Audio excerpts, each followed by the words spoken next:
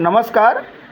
आज जनतेसमोर एक महत्त्वपूर्ण लेख सादर करण्यात येणार आहे. या लेखाचे नाव आहे स्वार्थ आणि मोह. या लेखाचे लेखक आहेत दत्ता तुमवाड. वार्ता संकलन चंपतराव डाकोरे पाटील कुंचिलकर. स्वार्थ आणि मोह या दोन्ही पण माणसाच्या नैसर्गिक प्रेरणा आहेत. जनावर आणि माणसातील फरक म्हणजे जनावरांना स्वार्थ असतो पण मोह नसतो. आपली गरज भागली की तिथेच तो थांबतो, परंतु माणूस गरज भागल्यानंतरही त्यांची अपेक्षा पूर्ण होतच नसते. त्यांच्या अपेक्षेला मर्यादा नसते. अमर्यादा अपेक्षा, अतिस्वार्थ म्हणजेच लोभ मोह होय. जनावरास मोहाची प्रेरणा नसते.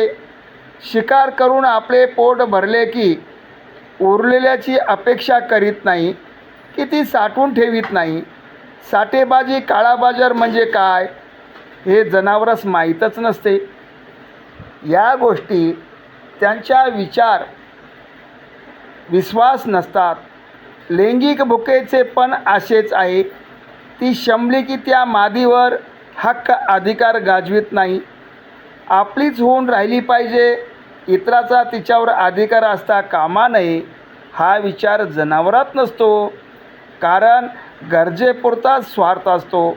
तो संपला की त्यांचा स्वार्थ शिल्लकच राहत नाही. मानवाचे अगदी या विरुद्ध आहे. आपली पोटाची भूक भागली, लैंगिक भूक भागली तरी अजून पुढची अपेक्षा करतो. तिथेच ती अपेक्षा विसरून जात नाही. पुढील तरतूद म्हणून उपभोगाच्या ज्या वस्तू आहेत, उपभोगाची जी साधने आहेत, कंसात स्त्रीसहित, ती कायमची आपलीच असावीत. त्यावर आपली मालकी असावी. म्हणून हक्क आणि अधिकाराचा कायदा माणसाने बनविला. स्वातंत्र्याचा हक्कास संकुचित केले. स्वातंत्र्या स्वविचार असे नाव ठेवून अमर्यादित स्वातंत्र्य म्हणजे खरे स्वातंत्र्य असे आपल्या सोयीची व्याख्या केली. खरे तर साधने, वस्तू, स्त्री, गुलाम, नोकर हे वापराचे साधन जरी असले, उपभोगाचे साधने जरी असली तरी त्यांना आपल्या कायम ताब्यात ठेवणे म्हणजे त्यांचे स्वातंत्र्य हिरावून घेणे, त्यांच्यावर अन्याय करणे आहे. त्यांना समतेची वागणूक न देण्याचा हा प्रकार आहे. हा विचार, ही व्यवस्था, असे कायदे म्हणजे मोहाचे प्रदर्शन करणे होय. लोभ, मोह हे सद्गुण नसून दुर्गुण आहेत. संस्कृती नसून विकृतीचा प्रकार आहे. म्हणून संत महात्मे, महामानवानी, बुद्धाने अशा आशेतून स्वार्थातून मोह, लोभ निर्माण होतो आणि हा मोह सगळ्यासाठी शाप ठरतो. सार्वजनिक जीवन, वैयक्तिक जीवनसुद्धा बिघडून टाकते. मोहामुळे माणूस अहंकारी, गर्विष्ठ बनतो. गर्वामुळे माणूस इतरावर वर्चस्व गाजण्याचा प्रयत्न करतो, सत्ता निर्माण करतो, अधिकार गाजवतो. हुकुमशाही प्रवृत्ती त्यांचेत निर्माण होते. कोणत्याही साधनाचा, जमीन, संपत्ती, सोने, हिरे याचा मोह होतो. स्त्रीचा मोह होतो. म्हणून या सर्व गोष्टी मिळवण्याचा, तो साठवण्याचा, त्या आपल्या अधिकारात राहण्याचा प्रयत्न करतो.